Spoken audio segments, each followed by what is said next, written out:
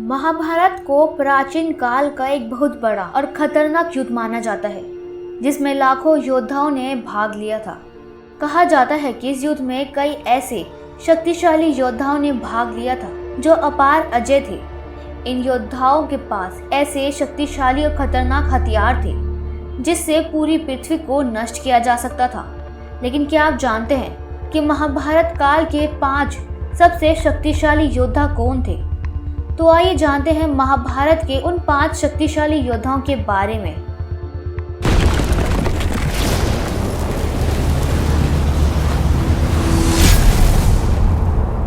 आप देख रहे हैं माइथोलॉजी मिस्ट्रीज। अगर आप हमारे चैनल पर नए हैं तो अवश्य सब्सक्राइब करें और बेल आइकन पर जरूर क्लिक करें, जिससे कि हमारे चैनल की लेटेस्ट अपडेट जानने और सुनने को मिलती रहे। तो 5वें नंबर पर है अर्जुन।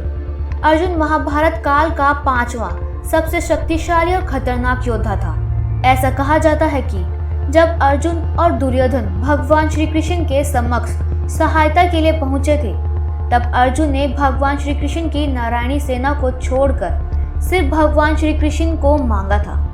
यह महाभारत काल में अर्जुन का बहुत बड़ा निर्णय था, क्योंकि इसी कारण ही महाभारत युद्ध का पूरा पासा पलट गया।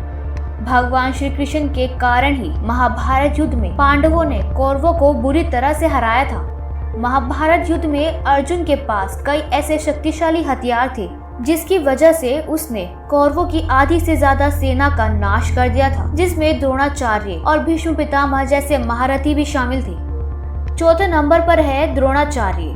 द्रोणाचार्य महाभारत काल का चौथा सबसे सर्वश्रेष्ठ और खतरनाक योद्धा माना जाता है। ऐसा कहा जाता है कि द्रोणाचार्य ऐसा शक्तिशाली योद्धा था जिनके पास नारायण अस्त्र, ब्रह्मास्त्र जैसे शक्तिशाली हथियार मौजूद थे। द्रोणाचार्य ही एक ऐसा योद्धा था जिन्होंने कौरव और पांडवों दोनों को शिक्षा दी थी। लेकिन जब धर्म और अधर्म के युद्ध की बारी आई, तब द्रोणा ने अधर्म का पक्ष चुना। द्रोणाचार्य को ऐसा नहीं मारा जा सकता था, जिसके लिए भगवान श्री कृष्ण ने एक चाल चली और भीम के हाथों एक अश्वत्थामा नाम के हाथी को मरवा दिया और चारों तरफ से सनसनी फैला दी कि अश्वत्थामा मारा गया, जिसे द्रोणाचार्य ने अपने शस्त्र त्याग दिए और उसी का फायदा उठाकर धृष्टद्युम्न ने द्रोणाचार्य का सिर धड़ से अलग कर दिया। महाभारत के शक्तिशाली योद्धाओं में 3रे नंबर पर कर्ण का नाम आता है। कर्ण एक ऐसा योद्धा माना जाता है जिसे उसके कवच कुंडल के बिना युद्ध में पराजित करना असंभव था। कर्ण एक शक्तिशाली योद्धा होने के साथ साथ वह एक बहुत बड़ा दानवीर भी था, जिसके कारण कर्ण का नाम आज बड़े गर्व से लिया जाता है। जब महाभारत युद्ध चल रहा था, तब अर्जुन के पिता देवराज इंद्र कर्ण के सामने एक भिक्षु ब्राह्मण बनकर पहुंचे हुए थे और कर्ण से उसके कवच और कुंडल को दान के रूप में मांग लिया।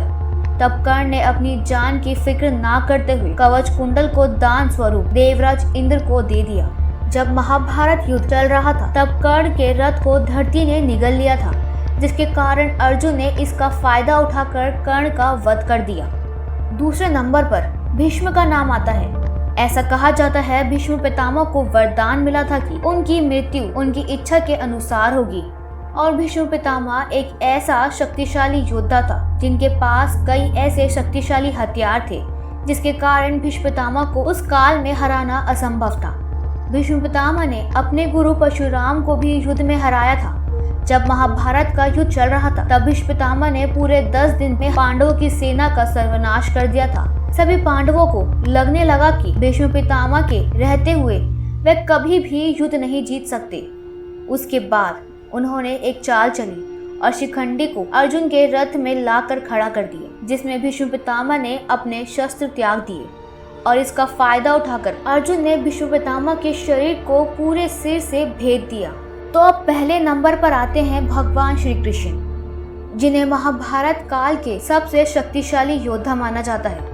आपको बता दें कि भगवान श्री कृष्ण भगवान विष्णु के ही अवतार माने जाते हैं। श्री कृष्ण ने अर्जुन को महाभारत काल में गीता का ज्ञान दिया था, जो आज भी लोगों के लिए उतना ही उपयोगी है जितना उस काल में था। कहा जाता है कि भगवान श्री कृष्ण ने महाभारत युद्ध के दौरान किसी भी शस्त्र का उपयोग नहीं किया था। फिर भी भगवान श्री कृष्ण ऐसे कटुनीतिज्ञ रणनीतिकार थे जिसके कारण उन्होंने पांडवों का साथ देते हुए कौरवों को महाभारत युद्ध में हरा दिया। महाभारत काल में ऐसा कोई योद्धा नहीं था जो भगवान श्री कृष्ण के सामने अमर था। यदि श्री कृष्ण ने महाभारत युद्ध में शस्त्र उठा लिए होते तो वे पूरे कौरव का सर्वनाश अकेले ही कर देते। दोस्तों, इस तथ्य को लेकर आपकी क्या राय है, हमें कमेंट में ज़रूर बताएं। तो अगर आपको हमारी जानकारी पसंद आई हो तो इस वीडियो को लाइक करें, चैनल को सब्सक्राइब करें और इस जानकारी को अधिक से अधिक लोगों तक शेयर करें। देखते रहे माइथोलॉजी मिस्ट्रीज।